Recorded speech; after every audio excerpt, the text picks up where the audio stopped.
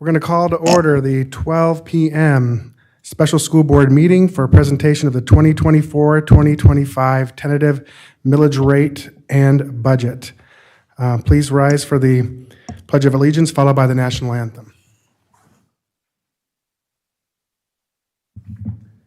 I pledge allegiance to the flag of the United States of America and to the republic for which it stands, one nation, under God, indivisible, with liberty and justice for all.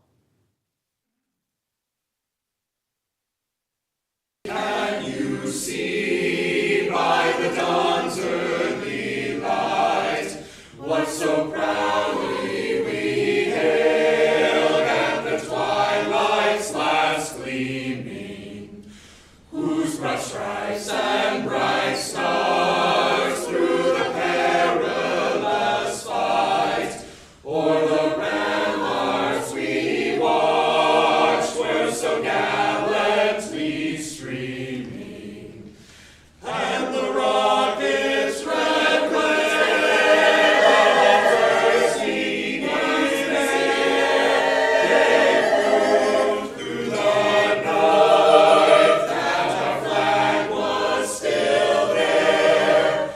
Oh, say does that star-spangled banner yet wave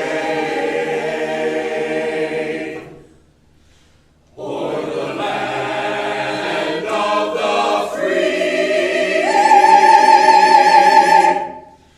and the home of the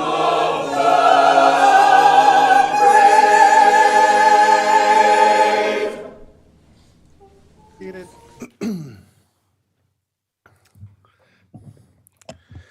So we will move on to roll call. Cheryl Maschero. Christy Chong. Will Furry present. LaShaka Moore. Okay, it's 2.01 public comment. There is no one from the public here in the chamber, and so I will close public comment, and we will move on to agenda item 3.01, summary tentative budget presentation by Ms. Patty Warmick, our CFO. Welcome. Good afternoon, Chairman Furry, board members, and Superintendent Moore. I am here to present the 24-25 summary budget for the school district. We are going to start on page 1. I'm going to go through each of these major funds. This is the same information that you saw last year at this time. Please feel free to stop me with any questions or with any comments. Starting with the general funds. The prior year ending fund balance for the district overall was $7.4 million. As you can see, at the first half, at the top, our projected ending fund balance for this year is $9.7 million. We have increased a little over $2 million, and the reason we were able to do that is because we took ESSER funds and we were able to be creative and utilize them to backfill different positions that were required post-pandemic. So that helped out tremendously with getting our fund balance up. The projection for next year, as you can see at the very bottom, the second line from the bottom, is that we will end at about $9.5 million. In balancing the budget, we had to use about $200,000 of our current ending fund balance at June 30th, which is pretty phenomenal. That's kind of the best results we have had in quite a long time. Just to know, and we have talked about this in senior cabinet and with our superintendent, 2024-25 is going to be a very crucial year in maintaining that fund balance. We have been able to use ESSER grant funds to help that fund balance throughout the past couple years. With those dollars going away as of September, it really comes down to just the general fund at this point.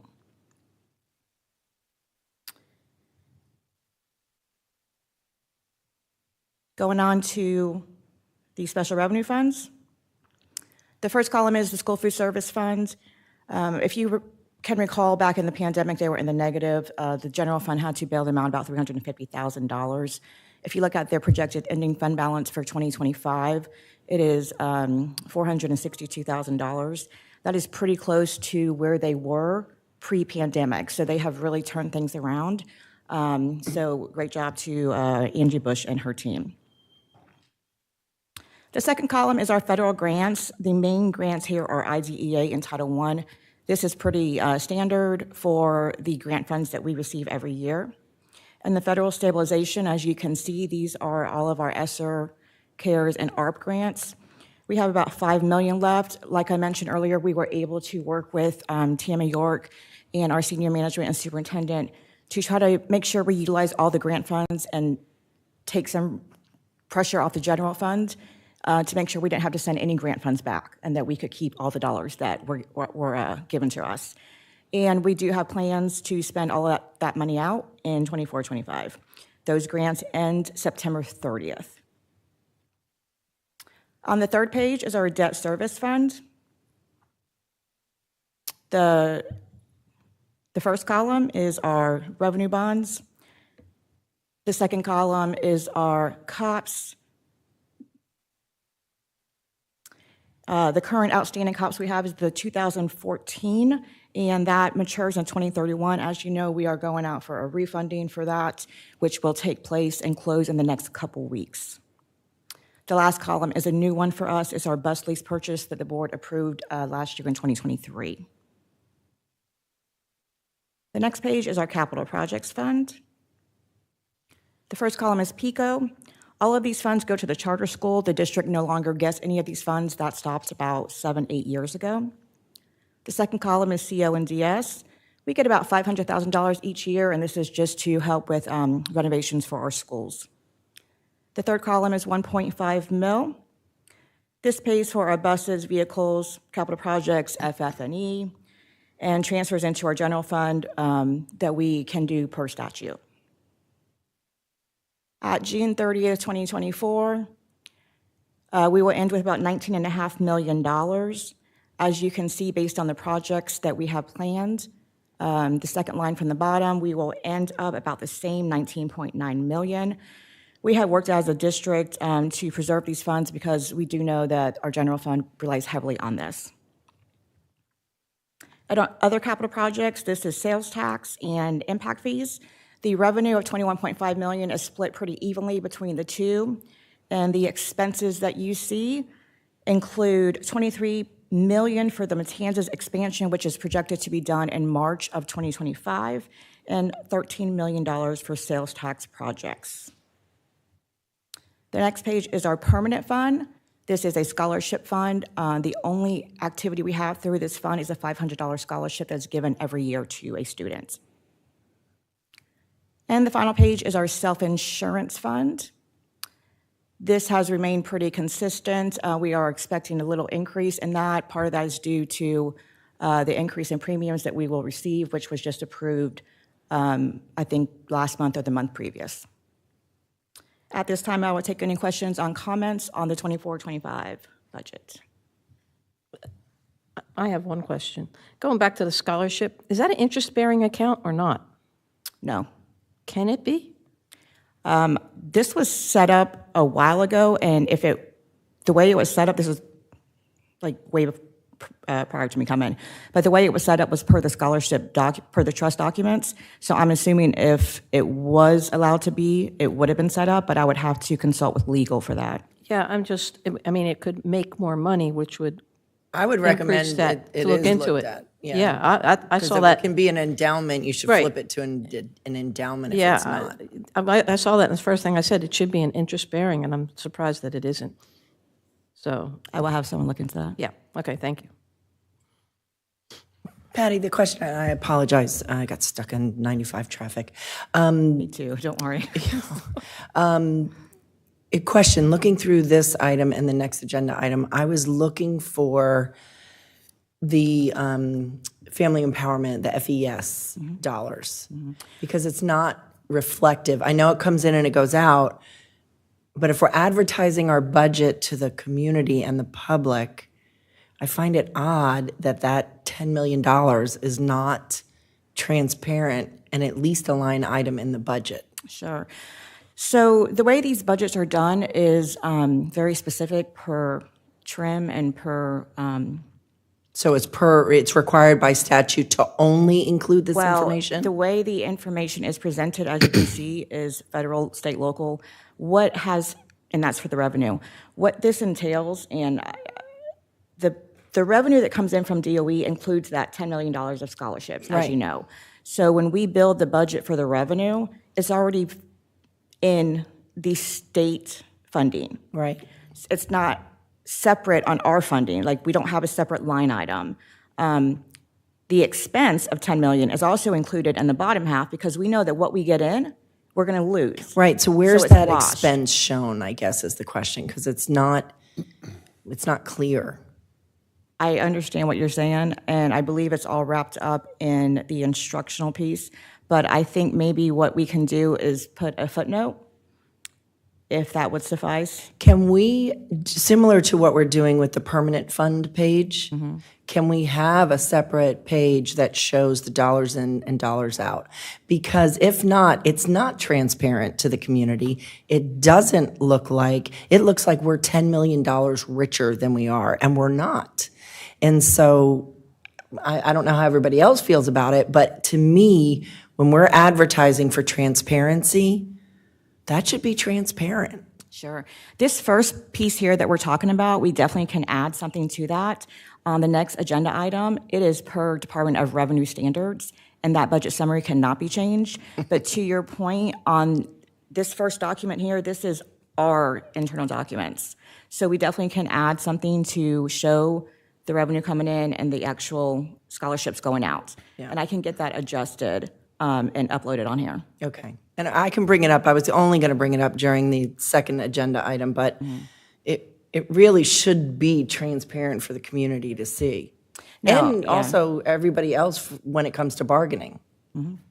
I will get it updated on the general fund page for this agenda item. Good. Just to add on to that, so just to understand better with your answer to Dr. Conklin, so the 10 million is factored into that top line revenue. It is in there. And then you were saying that it might be under the instructional is where that 10 million out might be. Is that what you were saying? Yes, we Okay. have to include it in the revenue to make sure it matches what comes from DOE in our second calc.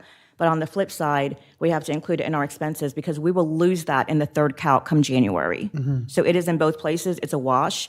But to Dr. Conklin's point, it's not transparent. On this first document here, we can make it transparent. On the second agenda item, we cannot. Gotcha. Yeah, I see that would be a reasonable request and Sure. a good addition. Any other questions or comments? I just have one more question here regarding the fund balance. So the 9,490,962, then that will be essentially our reserve amount for the 24-25 in the budget, correct? That is where we are projected to end June 30th, 2025. Okay. And last year, we were significantly lower than that. Yes, we ended last year at 7.4 million, the actual dollar amount, once we finished closing the fiscal year. Okay. So we were kind of teetering on the bottom part of the expected reserve last year, percentage-wise. Approximately, where does this put us from a percentage standpoint? I don't know the exact percentage because this is total fund balance, and the percentage is built on just the unassigned balance. So as we close the fiscal year, we will know that more in a couple weeks, but we obviously will be within that 5 to 8%, which is board policy. Okay, great. Thank you for that. All right, if that concludes questions for this agenda item, we will move on to 4.01, permission to advertise truth in millage and budget. And Ms. Wormack will now present the 24-25 trim advertisements. Thank you, Chairman Furry. The first advertisement here is our budget summary. This combines everything that we just went over in the previous item. As you can see at the very top is our millage. The millage just comes from DOE. On the 19th is when it's required to come out to us. We just got it Thursday afternoon. So as you can imagine, the turnaround time to work that into our budget to figure out our capital and operating funds. The top line there, 3.117, is our millage for 24-25. That is compared to our millage last year of 3.155. So it has decreased again, which is now our newest, lowest millage in over 20 years. As you know, our property values are going up, but with the millage going down, we don't benefit on that as much. So this first page, like I said, is just a summary of all of our budget we just went through. Our second page is notice of tax for school capital outlay. Based on our 1.5 mil, we will generate approximately 26.7 million in our 1.5 mil. This is a standard ad that tells everything that we will spend these funds on. It is for renovations at our schools, buses, vehicles, FF&E, and it also handles our debt transfer, or our transfers for debt service payments, which are about $4 million. In addition, it also, like I mentioned earlier, helps with our general fund for the transfers that we can do per statute. At the second page, this is new language that started last year for the charter school, as they now share in our 1.5 mil. So this is just standard language of what they can spend it on, which is very similar to what we can spend it on. And our third page is notice of the tax increase. This is a standard calculation by DOE to show what was projected last year and where we ended up versus what our proposed levy is this year. These 3 ads will run in the News Journal on Friday, July 26th. And I will take any questions on these ads at this time. So they will be running July 26th. Yes, there is a very strict trim calendar, and it has to be within certain days of presenting this to the board. So this was submitted to News Journal yesterday afternoon, and confirmation has been received that they will run this Friday. Okay. The only question that I would have, and Patty, is there someone at DOE's level that is responsible for these documents that we could ask the question why the empowerment dollars are not transparent in the advertisement? So the advertisements are not DOE, they're the Department of Revenue. So it's a completely different area. So that runs this. is there someone at the Department of Revenue that you can ask? It just doesn't make sense to me that it's such a large amount of money that it's not transparent. It's not clear to the public. It's their tax dollars. So I don't understand why they haven't updated the documents yet. I would assume they should be in the process of updating, but given that the FES is so fairly, it's still kind of fairly new, that maybe it just is not updated. If you could find out from somebody, are they intending on updating the requirements of the document to include the FES? Or, what's this, how are we supposed to advertise and be transparent with our budget if we're not telling the community where that 10 million is going? Sure, there is a trim contact for all school districts, so I will reach out and ask that question. I'm really curious to know. It could just be a matter of they haven't updated the documents yet, which is what I'm hoping it is. Mr. Chair, if I could address that. Yeah. What I typically see is that districts will take it upon themselves, not necessarily in the advertised format that's imposed on us by Tallahassee, but to round out that information with PowerPoints and slides from the district level. Sure. That to help tell the story a little more accurately. Yeah, which it sounds like, Patty, that they'll be able to do that with the first presentation, but advertising to the community is, I think, important. So when we do our first public hearing for the tentative budget, Can share that that. scholarship will be in there. To his point, it's going to be in there and shown separately because that presentation is a PowerPoint of like 10 pages Yeah. that walks this through. Yep, great. Thank you, Mr. Twain. Thank you for that. Any other questions? I just wanted to, again, clarify on page 1 of the budget summary with the millage rate, that, as you said, that was one of the lowest that we've had, and that is because the commissioner sets that correct, and it is adjusted for the differential between the state tax dollars that we get and our local required effort, right? That is correct. We are not allowed to set our own millage. Gotcha. And then for the 1.5 mils, we have to advertise all these areas where we might spend those funds. And we have a very detailed list here. It's my understanding that it has to stay within what we advertise. Is that correct? That is correct. So the advertisement that comes from the TRIM user guide, we add as much as we can that could possibly relate to us. We may not use all of these areas, but just in case, we need to put them in here. And I'm just, the reason why I asked that question is because now with the new language for the charter school capital outlay, theirs is much less detailed it's kind of more categorical without any detailed. Do the charter schools have more latitude when it comes to the use of those funds than we do if they don't advertise those specific uses? I don't believe they have more latitude with the capital funds because when this was incorporated last year, that's when this ad changed. We do have to have them submit a capital plan to us that will show all the ways that they're going to spend these funds. So that does go through the school district for us to look at and send to DOE. So would that be encompassed in the page preceding this here with those items? Does that include what the charter school would also use them for as well? In addition, that's district-wide, including charter schools? The first page is just our school district. Not the first page, but It's the... page 3, I think. 3. Yeah. You do see kind of, Okay. So yes, theirs is just categorical. So they don't have to have separate line items submitted with our ad, but they do have to address it on their capital ad or their capital plan that they submit to us that goes to DOE. And that was already submitted prior to the preparation of this, correct? No, it's not due until, I want to say, the end of August. Okay. It's interesting that theirs comes after the fact, but we have to put ours up front. yeah, you'll find Welcome to that. charter Yeah. But there also is like, I don't think we can utilize capital dollars, can we, to pay for insurance costs? Yes, that's actually part of our capital transfers to general fund. Okay.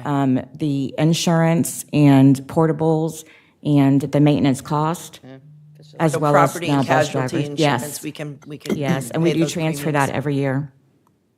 Got it. Okay. Well, if that concludes the questions for this agenda item, I would need a motion to approve the advertising of the summary tentative budget. Chair Ferry, can we just do a point of information that we have Dr. Conklin acknowledge that she is here because she did not Yes, originally. I'm sorry, I apologize. So we have a quorum. Oh, we do have quorum already. We had 3. No, yeah, but make sure she's here. Yeah, no. It is noted to the record. Thank you. Okay, so I need a motion to approve the advertising of the summary tentative budget. Motion to approve. Second. Okay, I have a motion from Ms. Chong and a second from Ms. Massaro. All in favor? Say Aye. Aye. All opposed? Motion passes unanimously. Thank you. Thank you, Ms. Wormack. We now are moving on to public comment. Once again, no one from the members of the public are in the chamber, so I'll close public comment. And now we have board member comments. Does anybody have any comments? Okay. All right. I'd just like to say I was very encouraged to see some improvements in the tentative projected reserves for the next fiscal year. I look forward to seeing that number tightened up as we get to our final budget. So, all right, then we have superintendent comments. Nothing. Okay, great. Well, then we will adjourn this meeting. Thank you.